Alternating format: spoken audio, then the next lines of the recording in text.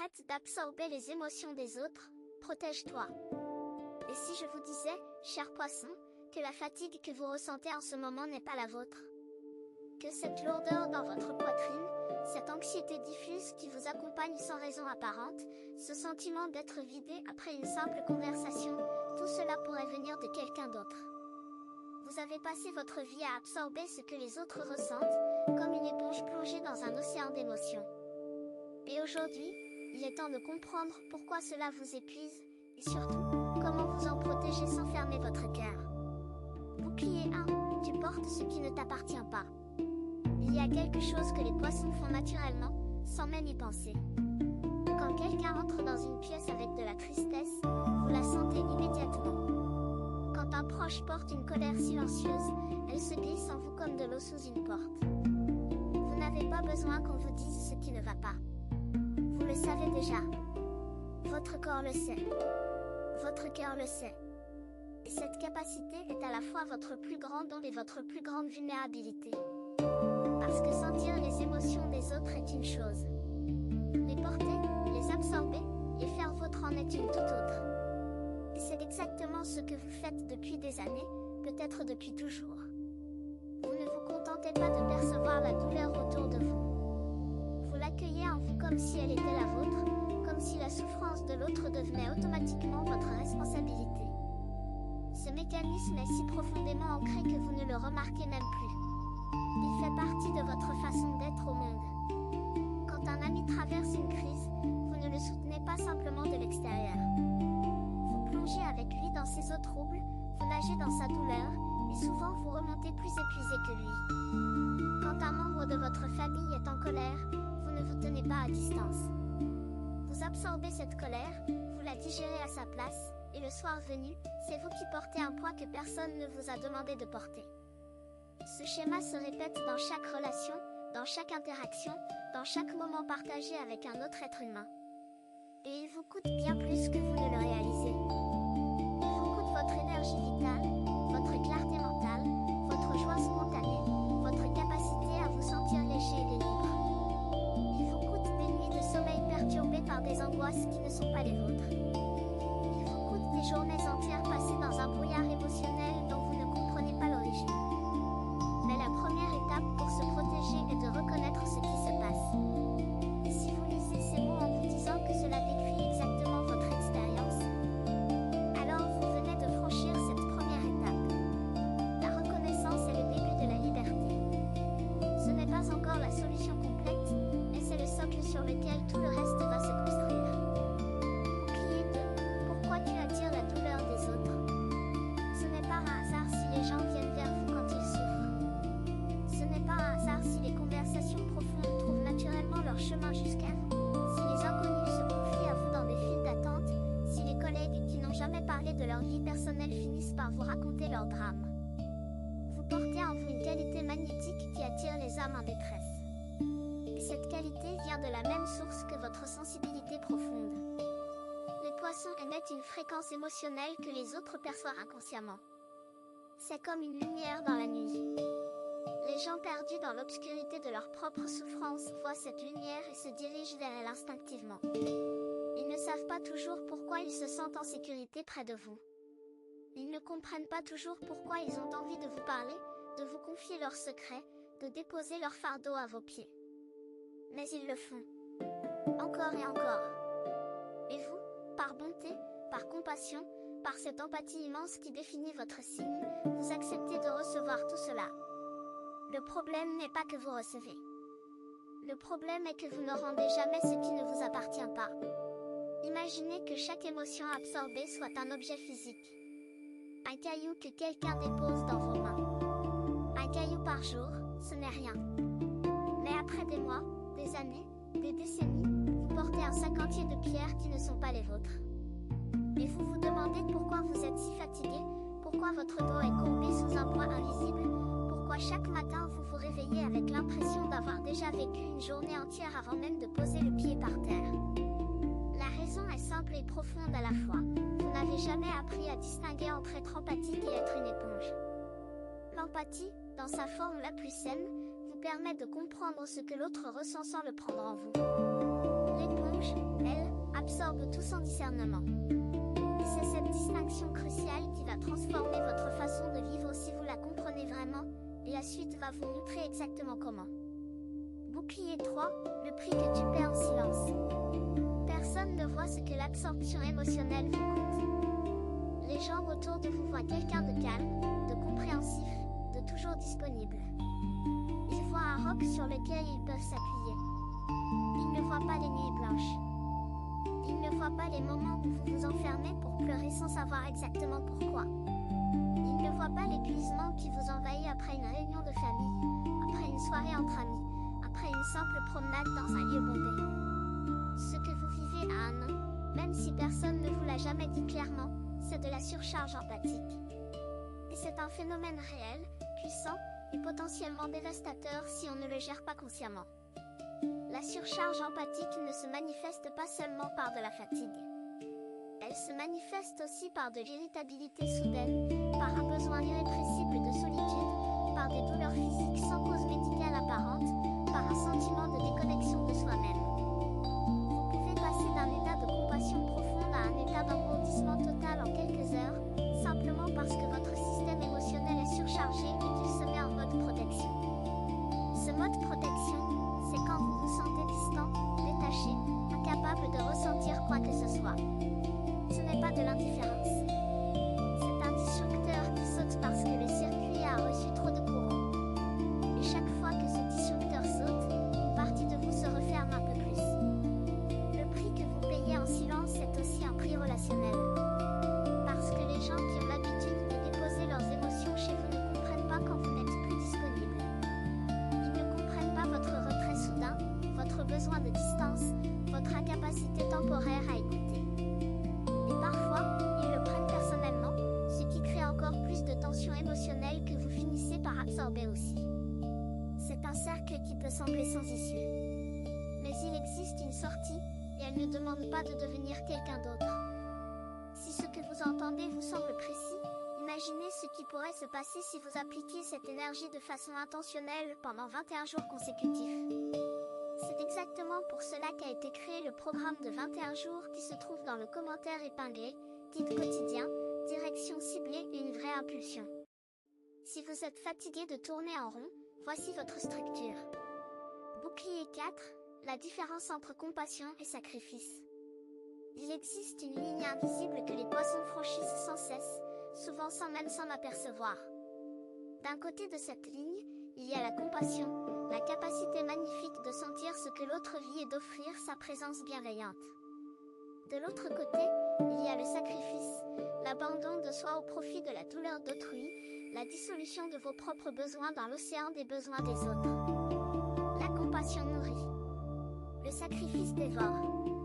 La compassion vous laisse intact après l'avoir aidé quelqu'un. Le sacrifice vous laisse vider, comme si vous aviez donné une partie de votre substance vitale en échange du soulagement temporaire de l'autre. Et le mot-clé ici est temporaire. Parce que quand vous vous sacrifiez émotionnellement pour quelqu'un, vous ne l'aidez pas vraiment. Vous prenez sa douleur sur vous, ce qui le soulage momentanément, mais ce qui l'empêche aussi de faire son propre travail intérieur. Vous devenez un analgésique vivant, une solution rapide qui empêche la guérison profonde de se produire. Cette vérité est difficile à entendre pour un poisson. Parce qu'au fond de vous, vous croyez sincèrement que souffrir pour l'autre est la preuve ultime de votre amour. Vous croyez que si vous ne prenez pas la douleur de l'autre sur vos épaules, c'est que vous ne l'aimez pas assez. Cette croyance est une illusion magnifiquement construite par votre cœur généreux, mais c'est une illusion tout de même. L'amour véritable ne demande pas votre destruction. Il ne demande pas que vous vous vidiez pour remplir l'autre. Il demande que vous restiez entier, debout, lumineux, pour que votre présence même soit un soutien, une inspiration, un phare pour ceux qui cherchent leur chemin dans la tempête. Vous ne pouvez pas éclairer le chemin des autres si votre propre flamme s'éteint. Vous ne pouvez pas offrir de la paix si vous êtes en guerre intérieure. Vous ne pouvez pas guider vers la sérénité si vous êtes submergé par le chaos émotionnel des autres. La compassion authentique commence par un acte que beaucoup de poissons trouvent étrangement difficile, prendre soin de soi en premier. Non pas par égoïsme, mais par intelligence du cœur. Par compréhension profonde que votre bien-être est la condition nécessaire de votre capacité à aider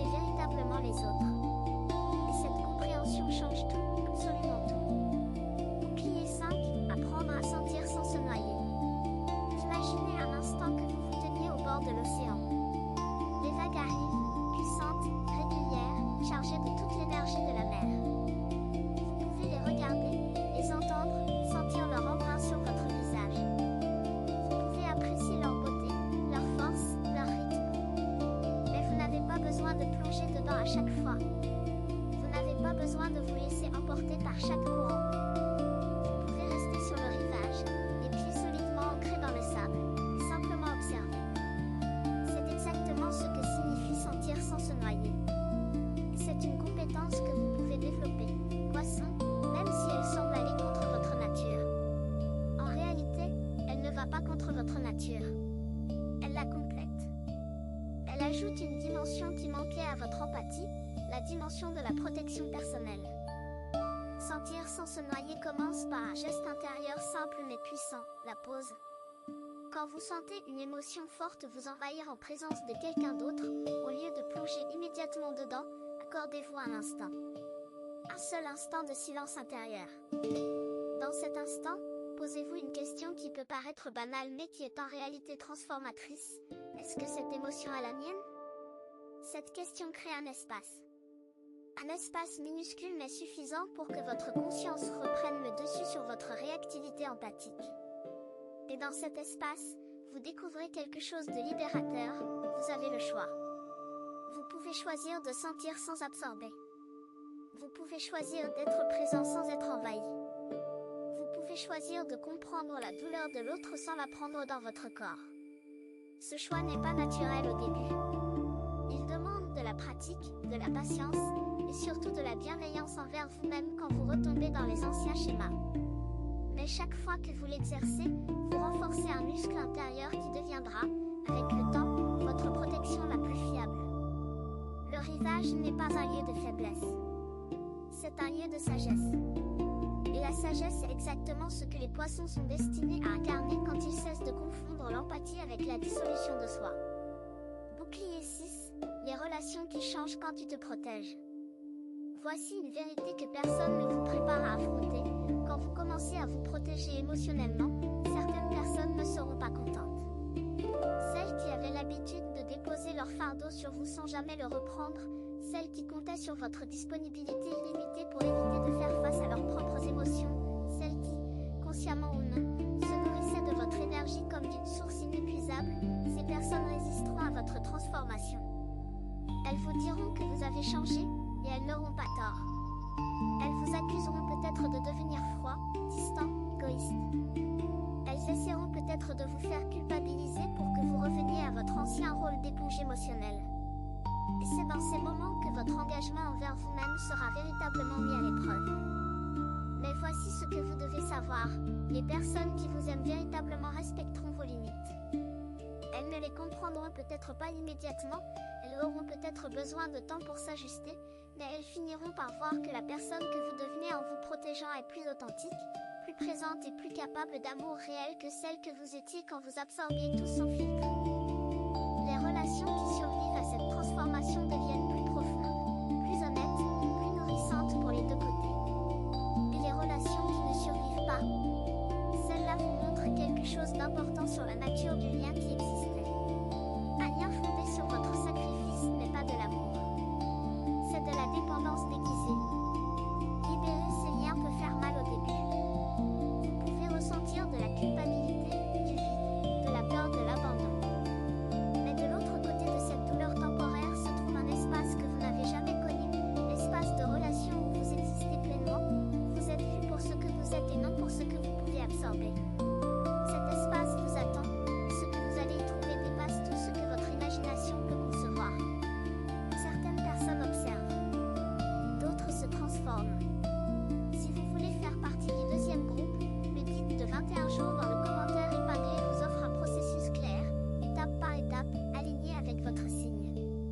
Il ne s'agit pas d'attendre, mais d'avancer. Bouclier 7, rituel simple pour préserver ton énergie. La protection émotionnelle n'est pas une théorie abstraite. C'est une pratique quotidienne, aussi concrète que se brosser les dents ou fermer la porte de sa maison le soir. Et comme toute pratique, elle fonctionne par la répétition, par la constance, par l'engagement silencieux que vous prenez envers vous-même chaque matin en ouvrant les yeux. Le premier rituel est le plus fondamental, commencez votre journée par vous-même. Avant de vérifier vos messages, avant de parler à qui que ce soit, avant de plonger dans le monde et ses demandes, accordez-vous quelques minutes de silence. Pas un silence vide, mais un silence habité, Silence où vous vous reconnectez à votre propre énergie, où vous sentez votre propre corps, où vous écoutez vos propres émotions. Ce simple geste crée une base, un point de référence à partir duquel vous pourrez distinguer tout au long de la journée ce qui est à vous et ce qui ne l'est pas. Le deuxième rituel est la respiration consciente dans les moments de tension. Quand vous sentez que l'énergie d'une autre personne commence à vous envahir, au lieu de résister ou de fuir, respirez profondément. Imaginez que cette respiration crée un espace autour de vous, une zone où seules vos propres émotions ont le droit d'entrer. Ce n'est pas de la visualisation fantaisiste. C'est un mécanisme neurologique réel. La respiration profonde active votre système nerveux parasympathique, qui calme la réactivité émotionnelle et vous ramène dans votre centre. Le troisième rituel est celui du soir, le nettoyage énergétique conscient. Avant de vous coucher, prenez quelques instants pour passer en revue votre journée.